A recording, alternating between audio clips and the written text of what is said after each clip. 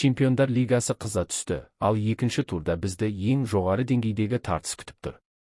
Көпшілігі өткен маусымның финалында Барселона мен ПСЖ-ның кездесуін күтті. Ол кезде болмады, бірақ енді екеуі бір-бірін сынап көруге мүмкіндік алды. Әрине, бұл финал емес, бірақ дәл осы себептен матч тіпті қызығырақ болуы мүмкін, себебі ешбір команда қысымсыз ойнай алады. Екі команда да ешкімнен қорықпайды. Есесіне, өз күшін ең мықты қарсыластың фонында көрсету мүмкіндігі бар. Біз сіздер үшін екі команданың да мықты және әлсіз тұстарын талдап, қызықты деректерді жинадық.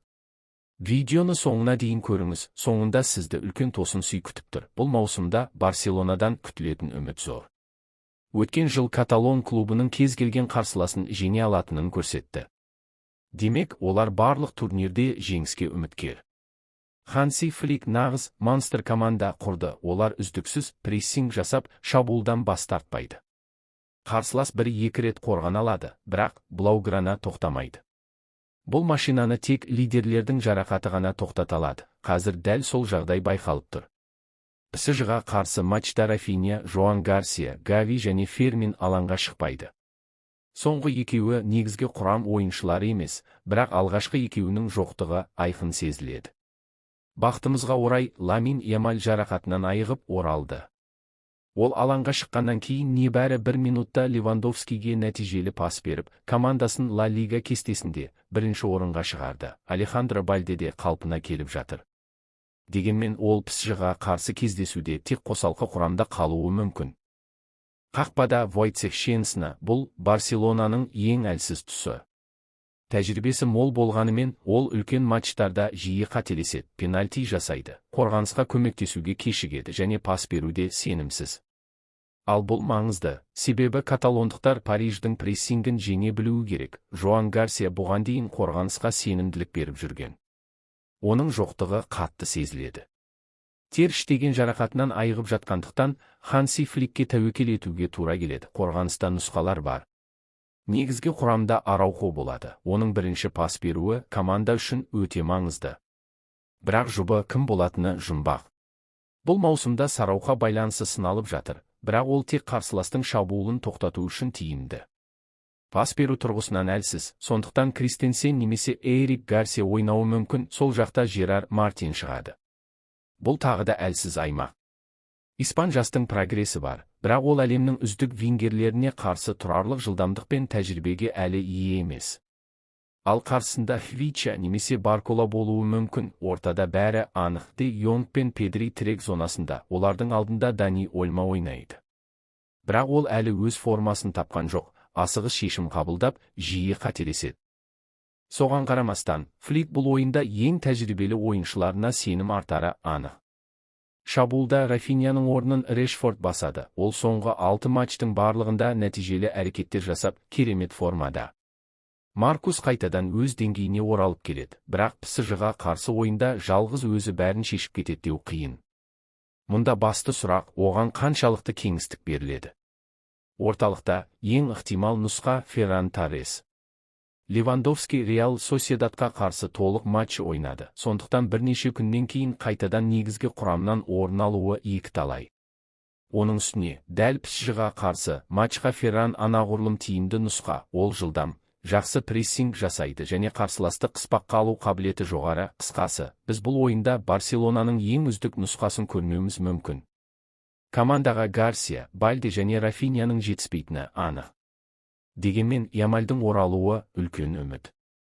Ламин ұлттар лигасының финалында Нуно Мендештің алдында әлсіз ойнаған еді. Енді сол қателік үшін қарымта қайтаруға тамаша мүмкіндік алады.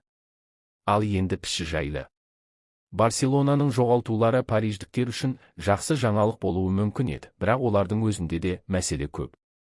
Алғашында матчта 8 ойыншы өткізіп алуы мүмкін деген ақпарат тарады. Алайда Луис Энрике баспасөз мәслихатында екі командада да 5-6 жарақат барын айтты. Бұл француз жанкүйерлеріне біраз сенім ұялатады. Біз Монтжуик аренасында Усман Дембелені, Дезире, Дуэхті, Вичаны және Маркиньосты көрмейміз. Бұл команда үшін орны толмас шығын. Сондай-ақ Витиньяның жағдайы да белгісіз, ол матчқа өтінішке енгізілген, бірақ негізгі құрамнан шығатыны екіталай. Сондықтан Энрикенің штабына ойлануға тура келеді. Марсельге қарсы ойында Луис Энрике шабуылдағы кемшіліктерді жасыру үшін 5-3-2 сызбасын қолданды. Бірақ бұл тәжірибе сәтсіз аяқталды, пісші жеңілді. Соған қарамастан ойыншылардың жетіспеуін ескерсек, Энрике дәл осы үлгіні қайта пайдалануы ғажап емес. Дембеле, Витинья және Дуэхтің болмауына байланысты ол тағы да екі шабуылшы, Рамуш пен Ли Кан Иді қатар шығаруы мүмкін. Кей жағдайда кореялықтың орнына Баркола шығуы ықтимал, бірақ оны әдетте сол қанатта пайдаланады. Сондықтан ең ықтимал нұсқа классикалық үштік, алда Рамуш, қанаттарда Ли Кан И мен Баркола. Егер Марсельмен болғандай жүйе қолданылса, жартылай қорғаныста Гонсалус пен Брэдли жұбы ойнауы мүмкін.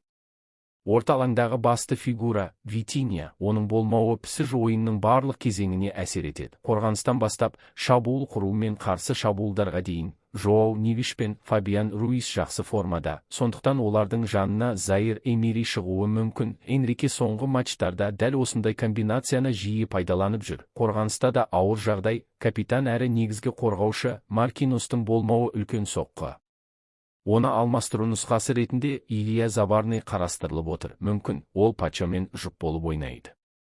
Париждік команда фланг арқылы ойнауға көп мән беруі ықтимал. Себебі қазіргі таңда Мендеш пен Хакими тамаша формада. Енді көреміз, Шевале үлкен матчтарда неге қабілетті екенін, және Доннаруманы оған айырбастау дұрыс шешім болды ма? Жалпы алғанда пісш туралы болжам жасау Барселонаға қарағанда да қиын. Өйткені бәрі дерлік Витиньяның жағдайына байланысты. Дәл сол португалдық бүкіл команданың ойынның тірегі. Егер ол бабында болса, пісш кез келген қарсыласқа, тіпті Барселонаға қарсы да сапалы ойын көрсете алады. Ал егер ол болмаса, бұл ең алдымен позициялық шабуылдардың сапасына ауыр соққы болады. Бұл шамамен Барселонадан Педриді алып тастағанмен бірдей әсер. Бірақ бір нәрсе анық, екі команда да өз ойын стилінен бас тартпайды. Олардың философиясы өте ұқсас, жоғары прессинг, допқа бақылау және үздіксіз шабуылға ұмтылу. Қорғаныс сызығы алға жылжыған, қарқыны жоғары ойын күтіп тұр. Кім өз еркін қарсыласына таңады? Дәл осы сұрақ алдағы кездесудің басты жұмбағы болып отыр. Бұл матч Чемпиондар Лигасының топтық кезеңіндегі ең тартысты әрі болжап болмайтын ойындардың бірі болайын деп тұр.